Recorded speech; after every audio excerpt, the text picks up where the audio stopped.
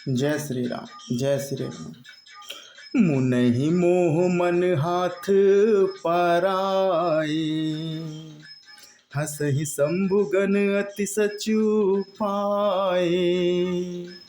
जदपि सुनहु मुनि अटपटी बानी, समझु न परई बुद्धि भ्रमसानी। काहू न लखा सुचरित विशेषा, सो स्वरूप नृप कन्या देखा। मरकट बदन भयंकर देहि, देखत हृदय क्रोध भाते ही। सखी संग लय कुंवरी तब चली जनु राजमराल, देखत फिरहि महीप सब कर सरोज जयमाल। जहीं तिसि बैठे नारद फूली, सो दिस तेहि न बिलो की भूली। पुनि पुनि मुनि उकसहे अकुलाही, देखी दसाहर गण मुस्काई। धरि नृप तनु तह गयो कृपाला, कुंवरि हरसि मेलौ जयमाला। दुल्हन लय गए लक्ष्य निवासा, नृप समाज सब भयो निराशा। मुनि अति विकल मोह मति ठानी, मन गिर गई छूटी जनु गांठी। तब हर गन बोले मुस्काई, निज मुख मुकुर बिलो कहूँ जाई। नारद जी मुनि को मोह हो रहा था, क्योंकि उनका मन दूसरे के हाथ माया के बस में था। शिव जी के गण बहुत प्रसन्न होकर हंस रहे थे। यद्यपि मुनि उनकी अटपटी बातें सुन रहे थे, पर बुद्धि भ्रम में सनी हुई होने के कारण वे बातें उनकी समझ में नहीं आती थीं। उनकी बातों को वे अपनी प्रशंसा समझ रहे थे। इस विशेष चरित्र को और किसी ने नहीं जाना, केवल राजकन्या ने नारद जी का वह रूप देखा। उनका बंदर सा मुंह और भयंकर शरीर देखते ही कन्या के हृदय में क्रोध उत्पन्न हो गया। तब राजकुमारी सखियों को साथ लेकर इस तरह चली मानो राजहंसनी चल रही है। वह अपने कमल जैसे हाथों में जयमाला लिए सब राजाओं को देखती हुई घूमने लगी। जिस ओर नारद जी रूप में गर्व में फूले बैठे थे, उस ओर उसने भूल कर भी नहीं ताका। नारद मुनि बार बार उचकते और झटपटाते हैं। उनकी दशा देखकर शिव जी के गण बहुत मुस्कुराते हैं। कृपालु भगवान भी राजा का शरीर धारण कर वहां जा पहुँचे। राजकुमारी ने हर्षित होकर उनके गले में जयमाला डाल दी।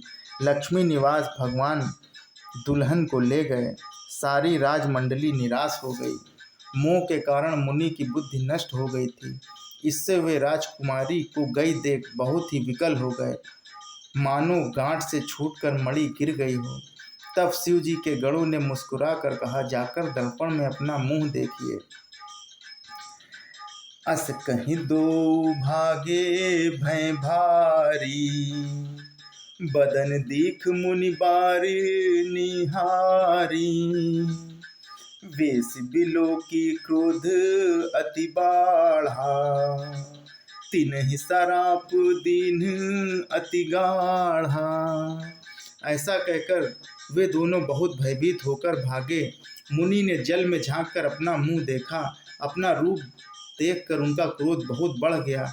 उन्होंने शिव जी के उन गणों को अत्यंत कठोर शाप दिया। हो निशाचर जाय तुम कपट पापू दो, हंसहु हम ही सोलेहु फल बहुर हंस मुनि को। पुनि जल दीख रूप निज पावा, तदपि हृदय संतोष न आवा। फरकत अधर कूप मन माही, सपदि चले कमलापत पाही, देवहूँ श्राप की मरहूँ जाई, जगत मोरि उपहास कराई, बीचहि पंथ मिले दनुज जारी, संग रमा सोई राजकुमारी,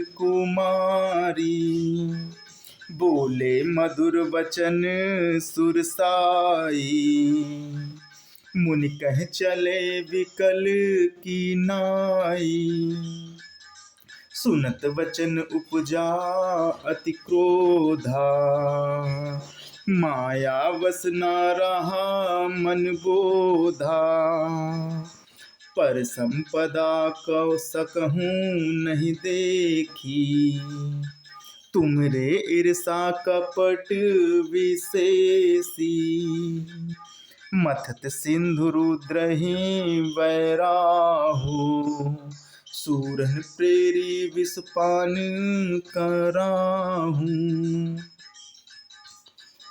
शिव जी के दोनों गणों को उन्होंने बड़ा कठोर शाप दिया, तुम दोनों कपटी और पापी जाकर राक्षस हो जाओ, तुमने हमारी हंसी की है उसका फल चखो, अब फिर किसी मुनि की हंसी करना। मुनि ने फिर जल में देखा तो उन्हें अपना असली रूप प्राप्त हो गया, तब भी उन्हें संतोष नहीं हुआ, उनके होंठ फड़क रहे थे और मन में क्रोध भरा था। तुरंत ही वे भगवान कमलापति के पास चले, मन में सोचते जाते थे, जाकर या तो शाप दूंगा या प्राण दे दूंगा। उन्होंने जगत में मेरी बहुत हंसी कराई है। दैत्यों के शत्रु भगवान हरि उन्हें बीच रास्ते में मिल गए, साथ में लक्ष्मी जी वही राजकुमारी थी। देवताओं के स्वामी भगवान ने मीठी वाणी में कहा कि हे मुनि, व्याकुल की तरह कहाँ चले जा रहे हो। ये शब्द सुनते ही नारद को बड़ा क्रोध आया। माया के वशीभूत होने के कारण मन में चेत नहीं रहा। मुनि ने कहा कि तुम दूसरों की संपदा नहीं देख सकते, तुम्हारे ईर्ष्या और कपट बहुत हैं। समुद्र मथते समय तुमने शिव जी को बावला बना दिया और देवताओं को प्रेरित करके उन्हें विषपान करा दिया। जय श्री राम, जय श्री राम।